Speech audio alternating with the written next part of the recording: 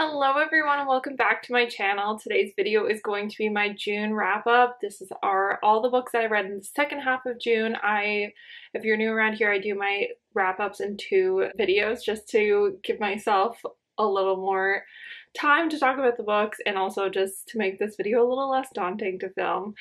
So without further ado, let's just hop into the video. Okay, so we'll start with the stats for the month. So I read 26 books this month and 13 of them have been since I did my mid-month wrap-up. My favorite book this month was Heartless by Elsie Silver. I loved this book. I did a whole reading vlog about this series, so I will try and link that somewhere or in the description box if you guys want to hear more of my thoughts, but I will go through them briefly in this video because I read them in the second half of the month. I read 6,246 pages and listened to 49.72 hours of audio. 5 of the books were physical books, 12 were ebooks, and 9 were audiobooks. And then my top 5 genres were romance, contemporary, fantasy, young adult, and dystopian. And that brings my total for the year up to 130 books read this year so far, which is crazy. I'm well ahead of my goal to hit 225, so I definitely think I'll get there unless something crazy happens at the end of the year and I just really slow down reading. But so far, I've just been on a really big reading kick. Okay, so the first book that I read was Babble by R.F. Kuang. I read this for my local book club with my friends. I have the Fairy Loot edition and it is really beautiful. It's really, really beautiful. I did really enjoy this book. It is very beautifully written. It has like so many really nice lines. I mostly read this as an audiobook and I think that was the wrong choice for this book. I think that it would be way, way better if you eyeball read it. And so maybe I will go back to it because like if you miss like even like little details in this book, you will miss a lot about the book, I think. So I think this one was, I think part of the problem with the reason why I didn't rate it as high is just because I read as an audiobook. It also was just a little bit slow for me in parts, and honestly I kind of felt like I was a little too dumb to be reading it at some parts. Like it is a really beautiful, it has like such powerful messages throughout it, and I think it has a lot of messages, not just about race, although there is that is a big component of it. And so I think like the backlash it gets is just dumb because there's so many subjects touched on it, like communism. There's a lot about language, which I found really interesting. As somebody who speaks 2 languages, I think that if you speak more than one language, that part will be really interesting to you, especially with all the like translation and direct translation stuff. I just thought that was really interesting. But overall, I did really enjoy it, but I think I was expecting more from it, or I just like, I don't know, some parts just were like slow for me. So I gave it 4 stars. It was a really good book. I feel like if I reread it, I would like it more. I feel like it's the kind of book that you can read multiple times and get like a different thing out of it every single time you read it. I'm definitely going to pick up more books by R.F. Kuang because I did really like her writing style. I'm really interested in reading Yellowface because it is a contemporary book, which might be a bit more my speed. So I did really enjoy it. It's a really, really beautiful book, but you definitely have to be in the right mood and headspace to be reading this because it's a lot. It's heavy. Okay, and then as I mentioned earlier, I did read the Chestnut Spring series by Elsie Silver. I immediately had to go and buy the mirror covers as soon as I finished reading them because they are getting traditionally published, so the mirror covers will no longer be available soon. So I had to order them because I just really, really like the look of them. So I'll go through them really briefly, but if you want to like my full thoughts on them, make sure you go check out that reading vlog. So the first one that I read was Flawless. I liked this one, but after reading it, I was just like expecting a lot more from it based on the hype. This book didn't convince me of the series. I did really like it. I liked that it took place in Canada, I didn't know that Elsie Silver was a Canadian author, which I really liked. And I don't know, it was very different than anything I'd read recently, and these books are the opposite of Babble, where you could pretty well pick them up whenever. They're just easy, fun reads. So I gave this one 4.25 stars, I think. Yeah, 4.25 stars. I did really like it, but I wasn't fully convinced of the series yet. And then I picked up Heartless, and I loved this book. As soon as I read this, I was like, okay, I get why so many people love this series. It is so, so good. The dynamics in the relationship in this book is so fun. So like, it's everything that I love when I'm reading a romance book, like the grumpy hero or the quirky heroine or like the like sunshine heroine. I love this book so much, and it's single dad, and it's just a lot of fun, this one. Then I read Powerless, and I didn't like this one quite as much as Heartless, but I did really like it. I don't know, Friends to Lovers is just not my favorite trope. I know so many people love this trope, but it's just not it just doesn't do it for me like it does for other people. For me, Friends to Lovers takes a lot, because I have to really be convinced that there's a reason why you haven't gotten together until this point. Because if you've been friends for a long time, why and during that time period did you never just get in a relationship?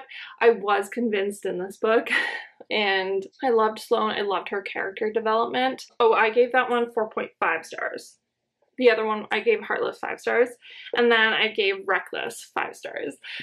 I love this cover with the little baby boot. This is a surprise pregnancy, secret baby trope, so if you don't like that trope, you might not like this book. I kind of feel like you could like this book regardless of whether you like that trope or not, because it's not like it's a huge part of the story. It is, but it isn't. I don't know. I really like Winter's redemption arc.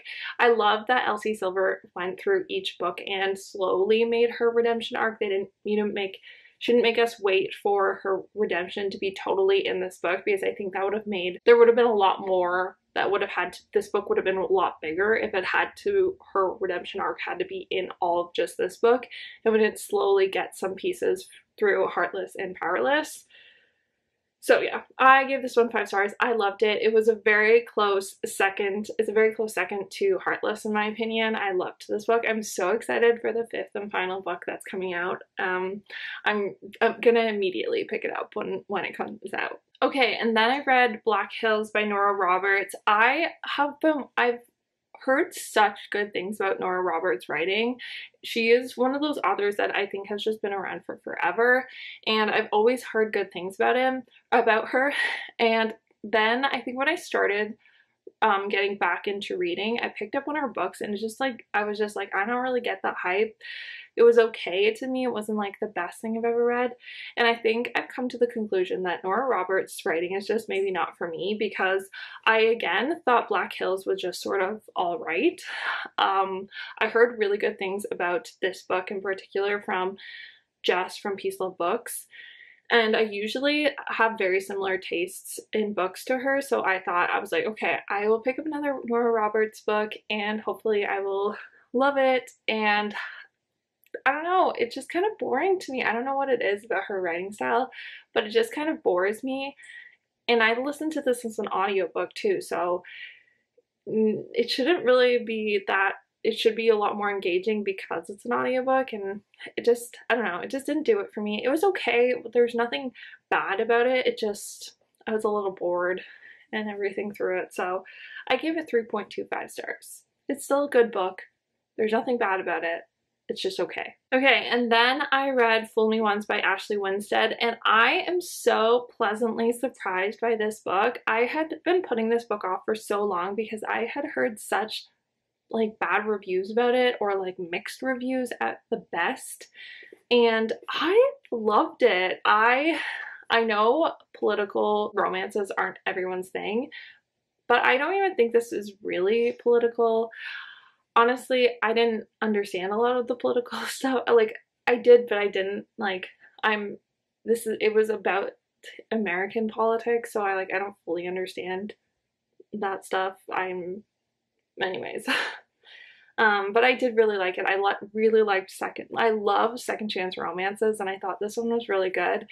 I think also the political message in it is just like a little unrealistic, but if you can get aside from that, I think you'd really like this book. I genuinely really liked it. It is cheesy at parts, but overall I really liked it. I gave it 4.5 stars. Okay, and then I read Block Shot by Kennedy Ryan. This is the second book in the Hoop series, and this one, after rereading Long Shot, I had such high hopes and high expectations for this book, and it just didn't hit those expectations. I usually really like second chance romances, as I just mentioned, but this one just didn't, I don't know, I didn't love that there is the cheating trope in this book, which I don't love. And I don't know, there's just so many parts of this book that I thought were slow, or like, I don't know, I just wasn't interested in their story. And I think especially after reading Long Shot, it just like really falls flat compared to Long Shot. So I gave it 3.75 stars. I did like it. I did, but there was just some things that I didn't love about it, so, and I think it fell flat in comparison, so yeah, 3.75 stars. Okay, and then I read Forget Me Not by Julie Soto. I got this book as an ARC, and I loved it. I think this book is going to be a very hit or miss for people. If you like a dual timeline, second chance romance, I think you'll really like this book. It is the concept is really fun. It's like follows a wedding planner and a florist, and they had a falling out years ago. Like, they were dating, and the female main character is very marriage averse because her mom has gotten married like 14 times, even though she is a wedding planner. And then they have to work together again after like 2 years of not speaking together for this really high profile wedding for famous people. So like, it's something that neither of them really can turn down, and so they have to work together on it and interact again. And it's just, I really like it. I really liked their banter. I can see why people wouldn't like the female main character, but I didn't mind her. I thought she was fun. I don't know. I gave it 4.5 stars. I did really like it. I think I'm going to write a full review for it soon, so make sure you follow me on Goodreads if you want to see my full thoughts. Okay, and then I listened to the audiobook for Life's Too Short by Abby Jimenez. This is the third book in the Friend Zone, and I'm really sad that this series is over. I'm really happy that I still have one more book by Abby Jimenez, so I'm not like fully caught up on all her books, because I love her writing style. I always love her characters that she writes. She makes such lovable and complex characters. I always really like it. The problem with this book is that there's a big miscommunication trope, and it was driving me nuts for a long time in this book. So that's the thing that really drove down the rating for this book, is just the miscommunication. It was really was driving me crazy. So I gave it 4.25 stars. Like I said, I love Abby Jimenez. I'm gonna pretty well love every single thing she writes, but that miscommunication was driving me nuts. So I don't know if I would be able to get through it if it wasn't on audiobook. So and then I finally finished the Insiders trilogy with Revenge by Tijan, and I loved this series. I honestly forgot a lot of stuff that happened because it's been over a year since I read the first two, but I think the author did a pretty good job at sort of reminding me what had happened at the end of the last book and the dynamics and everything. But I'm not gonna lie, I was a little confused for part of it.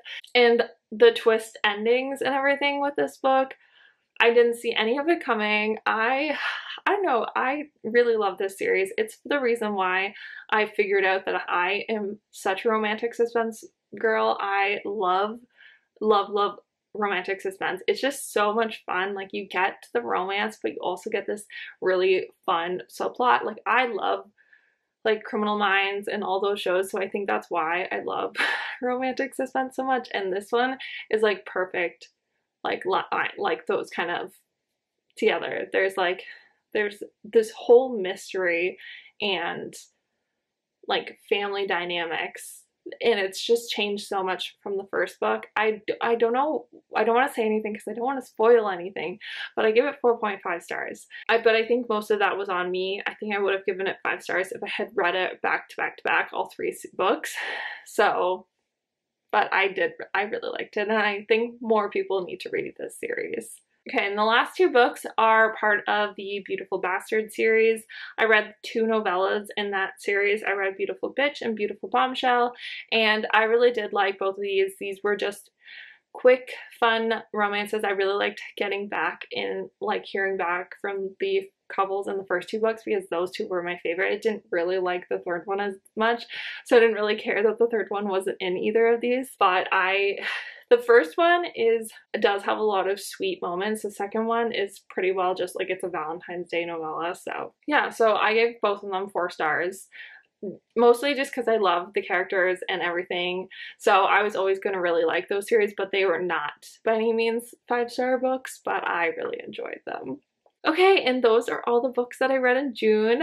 I am really excited for the month of July. I feel like I'm gonna have a lot more time to read, hopefully, because June and May have been just like grace months, although I have read a lot those 2 months. But hopefully I'll have more time to like physically read. I've just been listening to a lot of audiobooks lately, so hopefully I'll have more time to physically read. But yeah, I hope you guys enjoyed this video. If you did, please give it a thumbs up. Comment down below what your favorite book that you read this month was. Subscribe if you're not already, and I will see you in the next one. Bye, guys.